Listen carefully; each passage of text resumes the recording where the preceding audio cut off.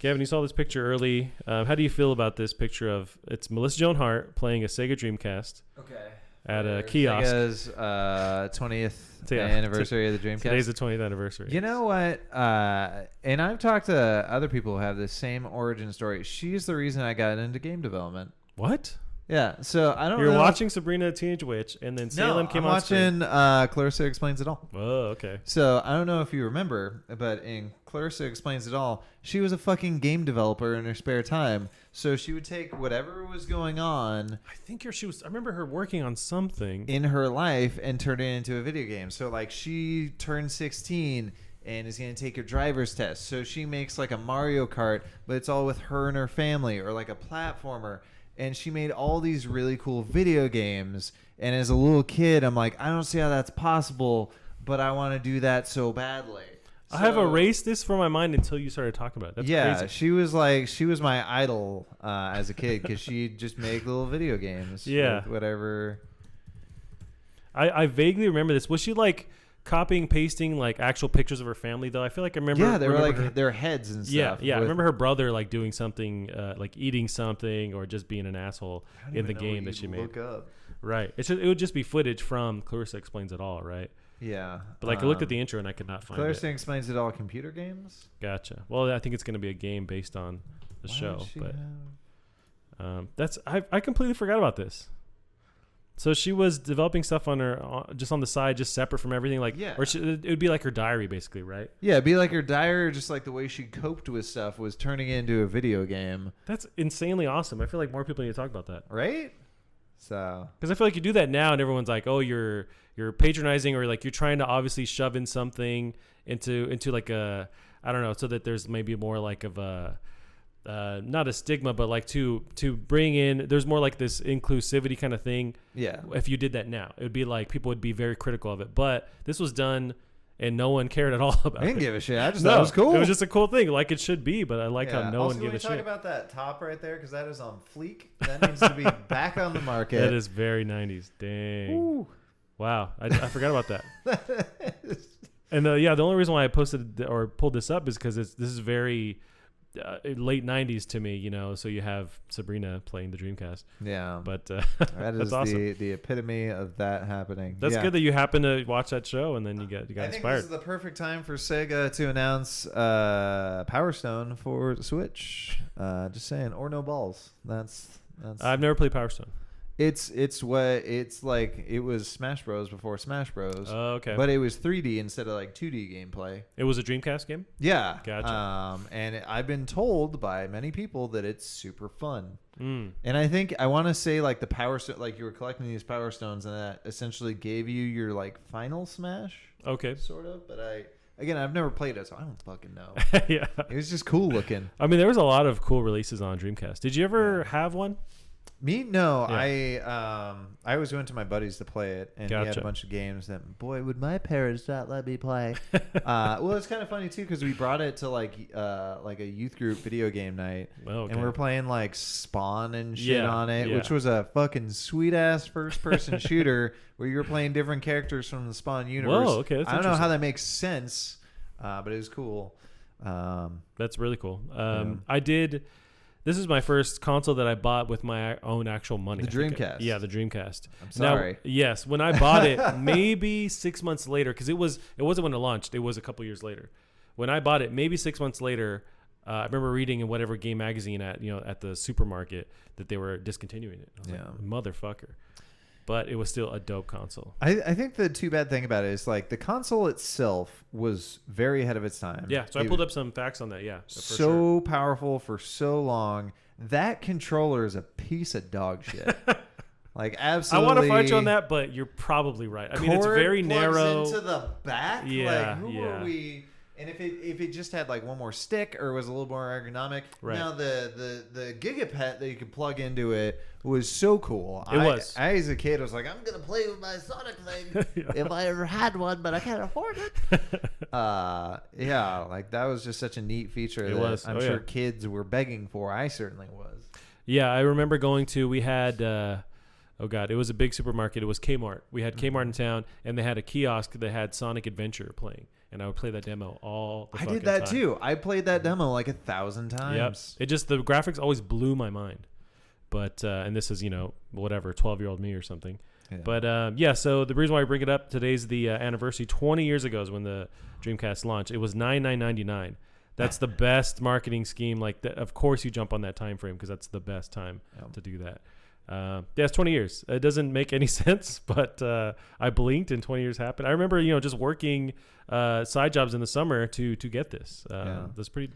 It's these 20-year anniversaries are coming around now and making me feel so old. Yeah. Like I can remember that, and not just a little bit, a lot. Like I just woke up from it. It also, so it makes you feel old. It also makes me feel like a lazy piece of shit because I'm thinking, what have I done in those 20 years? Nothing. Just occupy space. But so various outlets are kind of are bringing back the the Dreamcast, just talking about how it was innovated, what actually happened during that time. So Engadget had a pretty cool article about it. So this is Devendra Ardwar writes, the Dreamcast predicted everything about modern consoles. So there's I would suggest everyone read this article, but it's just little tidbits from it. So built-in networking. I'm not sure how I spent hundreds of hours playing Phantasy Star Online on a 56K modem, but I did, and I loved every second of it. Okay, not so much the slow dial-in times and random log-offs. Not all games took advantage of the Dreamcast modem, but the few that did gave us a glimpse of a world where console connectivity would be standard. There was even a version of Quake 3 that offered multiplayer crossplay with PC gamers. Those matches went as poorly as you'd expect them. In comparison, the online support was practically an afterthought for the PlayStation 2. Sony sold modem and broadband adapter add-ons, but few games took advantage of them. Microsoft, which worked with Sega to implement Windows CE on the Dreamcast, meanwhile made broadband gaming a key feature of the original Xbox. Ethernet connectivity was built into every console, and with the launch of Xbox Live in 2002, there was finally an easy way for console gamers to play online like their PC brethren. And even without that service, the Xbox was a solid LAN gaming machine, at least based on the many hours of Halo multiplayer I clocked in college. It is kind of strange that they mentioned that the networking part was like a later addition to the PlayStation 2, and it was crazy how big that fucking modem was. I remember seeing that in stores. It was like a snap-on thing. Yeah, it was a solid brick. Yep. It I imagine with huge. its own power support too, like it may have Sega had those add-ons. Which is crazy though, because we played a ton of it one summer because what was it, Snake Eater? Oh yeah, Metal Gear Solid Snake Eater Online was the funnest fucking game you ever played in your life. Like you were just getting into it. You were I want to like you were being you were it was. It was fantastic. So what was the gameplay? You were sneaking around with against other people? God, I can't remember. I want to say it was like somebody was Snake or like gotcha. You're like some people are trying to sneak in and steal something and the other people are trying to keep them away. I really can't remember. Yeah. I just remember despite the absolute ass controls, but you got used to them. Right. It was super fun. And because of those ass controls, you could do so much shit.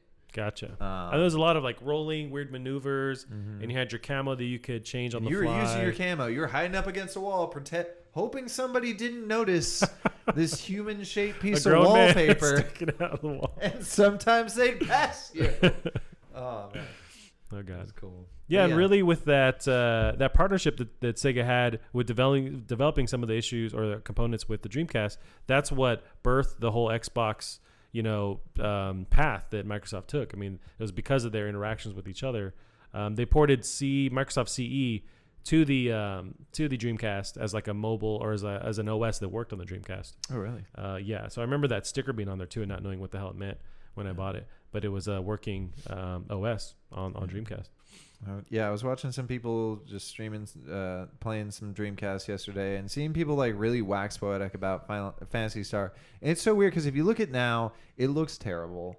Sure. Not just graphics wise, like the gameplay. I remember seeing someone like going between squares in a courtyard fighting like one wasp at a time, and it took forever. I'm like, man, that's just terrible. But they were just like, man, at the time, like you go into an area and there are people, and you're like, I'm gonna go. Because you got a keyboard. Yeah. So you're like, I'm going to go try and talk to them. Right. And then you did, and they said shit back. Yeah, it's such a... What? Like a caveman kind of way of thinking now, but yeah, right. Now you don't want them to talk to you. No. It's just like, shut up. I don't want to see your penis. Right. I don't... Not going to follow you on Instagram. Yep. There was this glory time where, it was so new that everyone wants to talk to each other. And then we quickly realized, nope, we don't want to talk to each other. Some facts on the hardware. So the Dreamcast was the first mainstream system to use a component you typically find in computers, a DirectX compatible GP. The original Xbox wasn't far off from a typical PC. DirectX, man, it was Microsoft. Holy shit. And that's where their partnership kind of came off. With a custom Pentium 3 CPU and NVIDIA NV2A graphics, with the PlayStation 3 and Xbox 360, Microsoft and Sony opted for custom PowerPC processors and NVIDIA ATI graphics, respectively. The current generation consoles, meanwhile, are practically running PC gaming hardware with custom AMD CPUs and GPUs. Really, that's just to show like they were kind of the first to really try and mimic PC hardware so that those games could be ported easier. And then PS3 went, oh yeah, that's cool. We're going to go this other way and make our own cell chip. Cell chip. Yeah. I remember playing Shenmue 2 on this thing. I played, Soul Calibur, both Sonics. Shenmue 3. Yeah, there's a news article about it, but it's coming out. Yeah.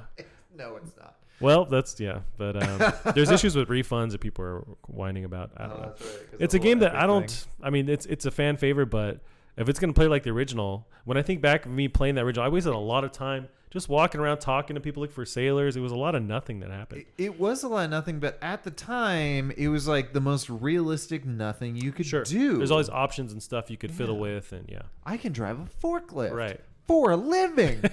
I can pick up these books and move them somewhere else. For a living. I got to pay a rent in this game. That was one I always remember. I was hanging out with my buddy Ryan, and we had purchased like 4 copies of Shenmue that summer trying to play it because it seemed like every copy of Shenmue came pre-scratched. I think there's multiple discs too, right?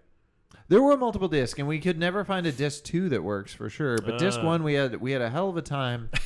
So we purchased so many copies. You rented them, right? And we had rituals, right? So we were doing like NES, like pull it out, blow on it, put it back in. Because if it bugged up, it just say, hey, clean your disc, and then put it back in and keep going, which was really cool.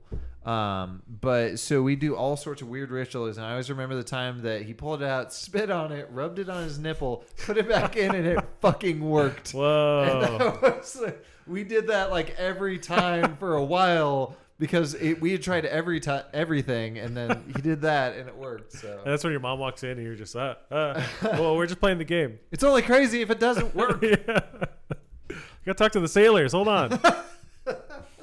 That's awesome. Now you mentioned like being able to pull the disc out while it's spinning. So, is that a new idea at that time where they're like loading stuff onto the RAM to let you do that? Man, I can't imagine working with because that was the thing back in the day. Like nowadays, if you press the eject the disc button, your game goes, well, I guess you're not playing anymore. Right. Yeah. But back then, like if somebody pulled out the disc, because you'd be like going between discs, like it had to make it work. Gotcha. I don't know how you do that nowadays. I don't know. You just install it to the hard drive and then patch it with the next disc. Yep. Interesting. Whew. A few last little tidbits on the Dreamcast, and we'll let it finally go to rest. The Dreamcast controller accessory, the VMU. And that's when I told her, take the money and leave, or you end up like the others. Wow, Gavin, you really admitted to that on live. That's crazy. So we're talking about the greatest just console. Talking about this? About the greatest console? Oh, no, the article that you had. I want to show you things right when they happen, and I hate that you see them early on. It's like I'm changing, and you keep walking in on me naked, and it's like, damn it. I want to show you this, but I want it to be ready. How am I going to seduce you later if it's all seen? Yes, exactly. So, yeah, we got Melissa Joan Hart. So the last little bit about the beautiful console that was the Dreamcast. The Dreamcast was also the first console to use a higher capacity optical disc than CDs, the 1.2 gigabyte GD-ROM. If you nasty. Goddamn ROM. Yeah, goddamn. Last thing, with the cable accessory, you could also get a 480p output for many games. It wasn't HD, but it was the closest we could get until HD TVs went mainstream around 2005. I don't know about that. That's pretty cool. There's a lot of aftermarket little gadgets that will get HD or convert to HD for that console. Like there's a lot of nerds that like love messing with people that do that. Yeah, there's HD 64 outputs, like all sorts of weird shit like that, which I don't really know how that works. Yeah, 80 minutes. Okay. We'll keep going down. Once again, you keep seeing my privates before I want to show you 'em. And don't take that out of context. But not till after marriage.